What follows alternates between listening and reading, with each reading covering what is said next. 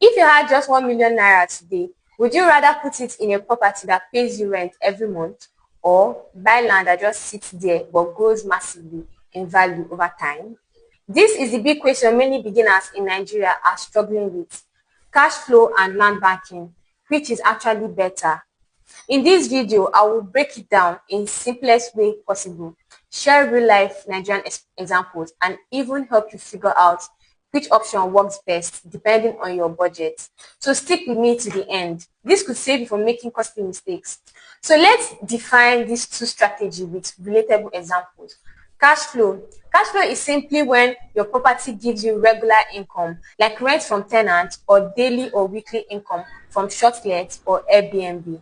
It's like having a side hustle that pays you every month without lifting a finger. Example, buying a 2-bedroom in Lekki and renting it out. Then land banking.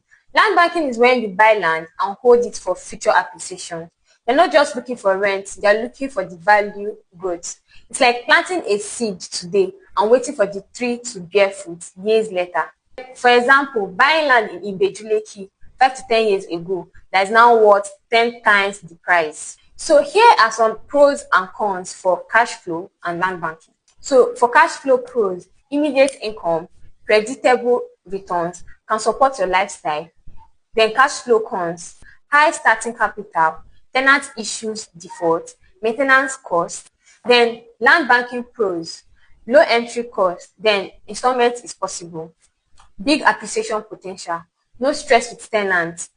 So here are some land banking cons: no immediate cash returns, fraud or scam risk if you don't verify documents, requires patience. So here are some real life experience for cash flow. Let's say you buy a mini flat in Lagos for 25 million. You rent it out for 1.5 million every year. That means every year you are getting money in your pocket. But notice this, it may take you 15 to 18 years before you recover your full investment.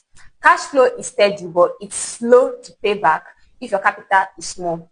Then for land banking, now imagine you bought a plot of land in Lekki for 800k in 2015. Today that land could easily be 15 million thanks to Dangote refinery and new developments. That is 15 times growth in less than 10 years. No tenant stress, no monthly hustle. That is the power of land banking. So which one excites you more? Steady rent or massive long-term growth? So here is the truth. Everything actually depends on your situation. If you're a beginner with low capital, maybe 500k, 1 million or 2 million, land banking is your safest entry. You can start small, buy on installments and watch it grow. If you're a beginner with higher capital, let's say 20 million and above, then you can explore rental properties for cash flow. It works well if you want steady monthly or yearly returns. The smart approach combine both. Start with land banking to grow your wealth, then roll that appreciation into rental properties later. That's how many wealthy Nigerians build their portfolio. Here are the mistakes I see almost all the time. Beginners rush into cash flow properties without enough capital. They stretch themselves thin, borrow heavily, and then the rent they collect doesn't let them cover the stress. Land banking, their capital would have grown much faster and then could comfortably afford a rental property later. So which one do you think is better for you? Cash flow or land banking? Drop your answer in the comments. I would like to know.